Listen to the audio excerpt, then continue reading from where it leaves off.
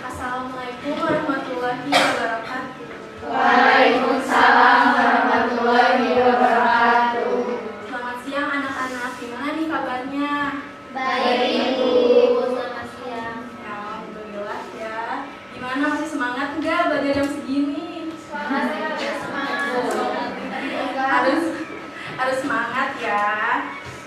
Sebelum mulai boleh dicek dulu bahwa mejanya siapa tahu ada sampah, boleh dibuang terlebih dahulu ya.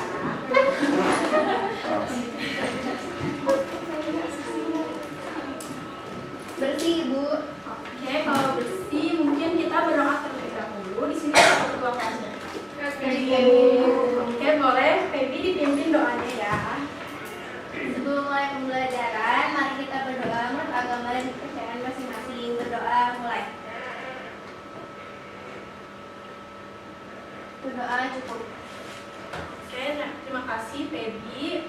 Mungkin kita absen terlebih dahulu ya.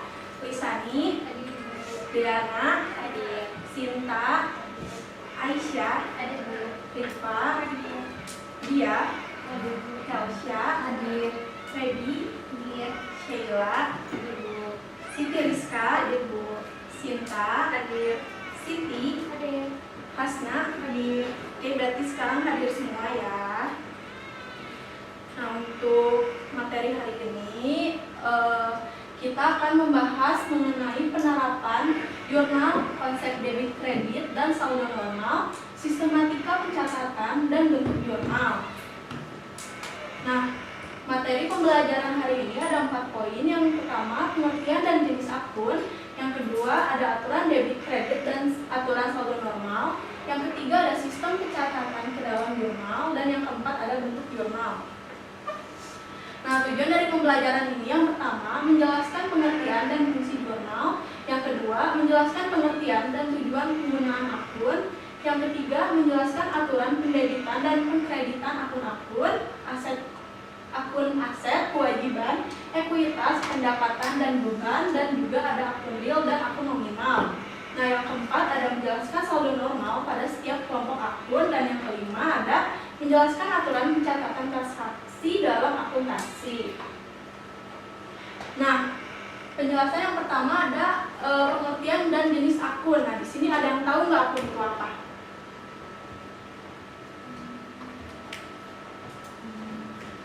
Ayo, boleh? Siapa namanya? Helsya. Dia gimana? Akun itu mungkin nama-nama yang digunakan dalam akuntansi. Oke, ada lagi? Oke, mungkin cukup ya. Jadi anak-anak, akun itu merupakan alat untuk mencatat transaksi keuangan yang mencakup aset, liabilitas, ekuitas, pendapatan dan modal. Nah, di sini juga ada fungsi akun, yaitu menunjukkan tempat dan perubahan unsur aset, liabilitas, dan ekuitas. Dan yang kedua, menjadi informasi dalam penyusunan laporan keuangan. Nah, jadi fungsi akun ini untuk mengetahui itu posisinya di sebelah mana. Nah, selanjutnya ada jenis akun, yaitu terbagi dua. Yang pertama ada akun real dan akun nominal. Nah, akun real ini merupakan akun yang pada akhir periode dilaporkan kepada neraca. Nah, yang termasuk dalam neraca itu ada aset, kewajiban, dan modal. Nah, sedangkan akun nominal ini merupakan akun yang pada akhir periode dilaporkan ke dalam laporan laba rugi. Nah, termasuk dari akun ini merupakan pendapatan dan beban. Nah, di sini ada klasifikasi akun yang telah dijelaskan tadi. Jadi tadi di akun real itu ada aset, kewajiban, dan ekuitas, dan akun nominal ini ada pendapatan dan beban. Nah, selanjutnya ada aturan debit kredit dan saldo normal. Nah, di sini ada aturan debit kredit dan saldo normal. Yang pertama ada aset bertambah itu di debit, dan aset berkurang itu di kredit, saldo normalnya di debit. Dan liabilitas berkurang di debit dan bertambah di kredit, saldo normalnya di kredit. Nah, lalu ada modal berkurang di debit, bertambah di kredit, saldo normalnya di kredit. Dan ada pendapatan jika berkurang di debit dan bertambah di kredit, saldo normalnya di kredit. Dan yang terakhir ada beban jika bertambah itu di debit, berkurang itu di kredit, dan saldo normalnya itu di debit. Nah, di sini Ibu punya tips untuk anak-anak supaya gampang gitu untuk mengingatnya. Nah, di sini kita ibaratkan aset, liabilitas, modal, pendapatan, dan beban. Nah, kita tutup 3 ini, liabilitas, modal, dan pendapatan. Dan yang berdiri ini ada aset dan beban. Nah, di sini kan aset dan beban itu jika lihat di debit itu bertambah ya, sedangkan yang 3 ini berkurang. Jadi untuk melihat di kredit kita hanya membalikannya saja gitu. Jadi kan di sini tadinya tuh bertambah, dan jika dilihat dari kredit kalau dibalikkan jadi berkurang kayak gitu. Jadi kita lihat sebalikannya aja. Nah, selanjutnya ada sistematika pencatatan ke dalam jurnal. Nah, di sini ada pengertian dari jurnal. Jurnal ini merupakan catatan yang tersusun secara sistematis dan berdasarkan kronologis dari transaksi finansial yang jumlah dan keterangannya ringkas. Nah, jadi jurnal ini merupakan catatan yang merupakan catatan transaksi gitu. Nah, selanjutnya ada fungsi jurnal itu menyediakan catatan yang lengkap dan permanen dari semua transaksi perusahaan yang disusun dalam urutan kronologis kejadiannya sebagai referensi di masa yang akan datang. Nah, jadi fungsi jurnal ini untuk melihat catatan transaksi perusahaan, apakah perusahaan ini akan mengalami kerugian atau sebaliknya gitu. Nah, tujuan dari mencatat transaksi ke dalam jurnal ini untuk menunjukkan pengaruh setiap transaksi dalam perusahaan gitu. Nah, di sini ada sistematika pencatatan ke dalam jurnal. Ini kita ada contoh. Yang pertama ada pada tanggal 12 Juni 2015, Pak Yuda menyetorkan uang tunai sebesar 70 juta sebagai modal awal untuk mendirikan usaha coffee shop yang bernama Arah Kopi. Nah, pertama kita masukkan tanggal terlebih dahulu, lalu di sini ada menyetorkan uang tunai sebesar 70 juta. Nah, tadi jika debit bertambah itu di sebelah mana? Kas bertambah itu di sebelah mana kan? Debit ya. Jadi kita masukkan kas sebesar 70 juta.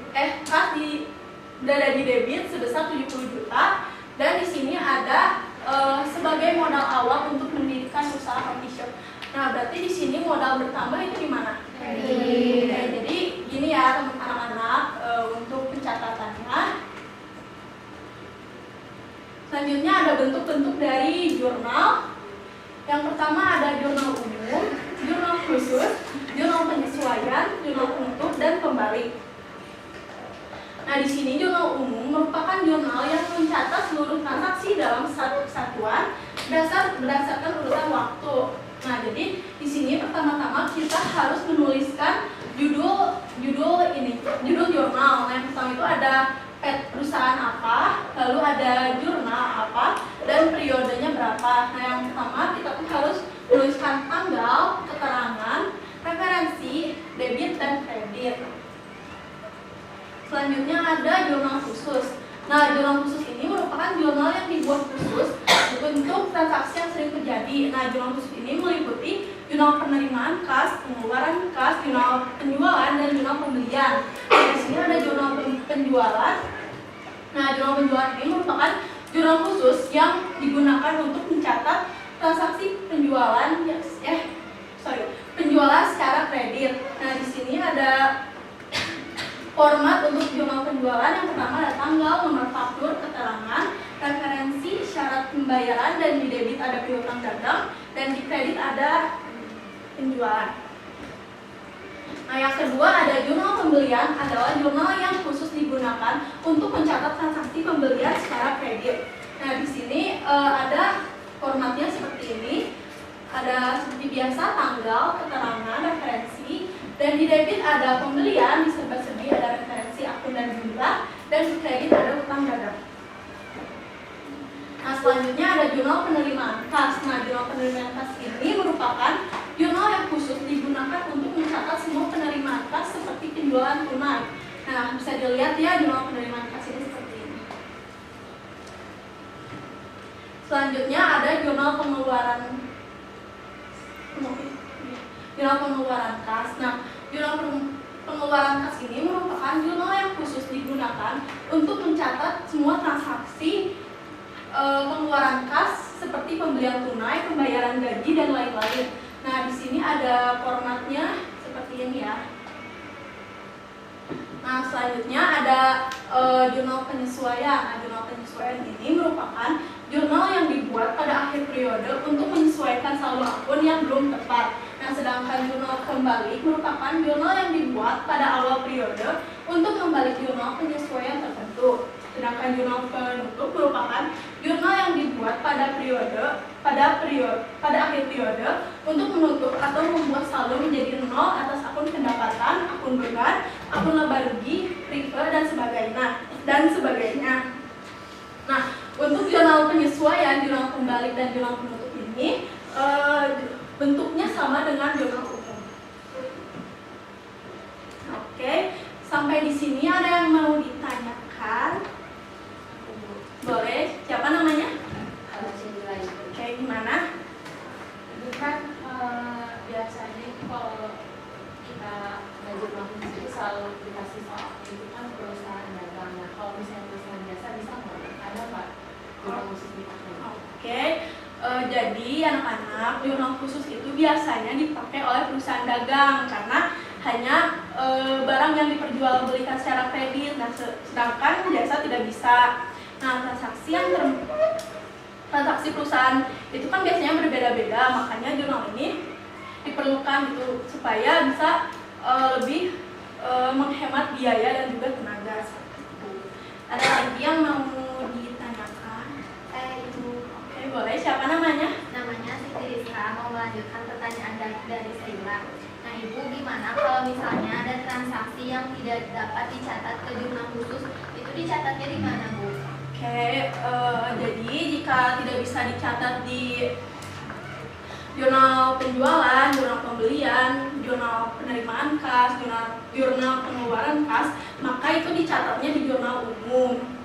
Nah, transaksi ini mencakup seperti retur pembelian, retur penjualan, terus potongan penjualan dan pengurangan harga seperti itu. Nah, masih ada yang ingin ditanyakan? Oke, berarti cukup ya. Mungkin sekarang Ibu ingin dari kalian yang menyimpulkan hasil materi yang Ibu telah sampaikan. Boleh, siapa yang mau? Angkat tangan ya. Ayo. Atau Ibu tunjuk nih. Ayo. Ayo, Ibu. Aisyah, Bu. Enggak, Bu. Ayo, Aisyah mau. Rika mau katanya. Oh, ya. Ibu mau? Mau. Oke.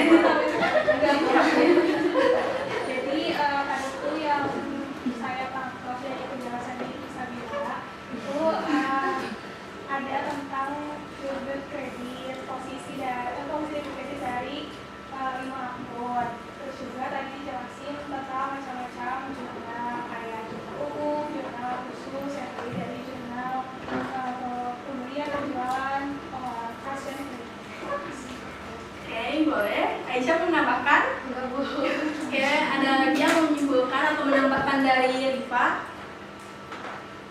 Oke, nggak ada? aku mau nambahin Oke, boleh. jadi aku itu kalau misalkan akun ini terbagi ke dalam dua kelompok besar, yakni akun real dan akun nominal gitu. Kalau akun real itu adalah akun yang keluar dari biasanya ada di neraca saldo kayak likuiditas, modal, serta Sebenarnya kalau misalkan akun nominal itu adalah akun yang keluar di laba rugi. Ya, oke, bagus. Ada lagi? Oke, mungkin udah ya, cukup. Oke, untuk hari ini Ibu cukupkan ya untuk materi hari ini. Tapi Ibu mau memberi sedikit oleh-oleh buat kalian. Nah, oleh-olehnya kalian bisa cek ya di Google Classroom. Nanti malam Ibu upload. Terus untuk tugasnya bisa diketik atau ditulis tangan, asal formatnya PDF ya. Ibu nggak mau menerima yang selain PDF. Dan jangan lupa perhatikan lagi waktu pengumpulannya, jangan sampai ada yang terlambat atau tidak mengerjakan. Oke, kalau gitu semoga materi hari ini bisa kalian pahami gitu, karena materi hari ini akan ada sangkut pautnya dengan materi yang akan datang. Kalau tidak ada lagi pertanyaan, Ibu tutup. Assalamualaikum warahmatullahi wabarakatuh.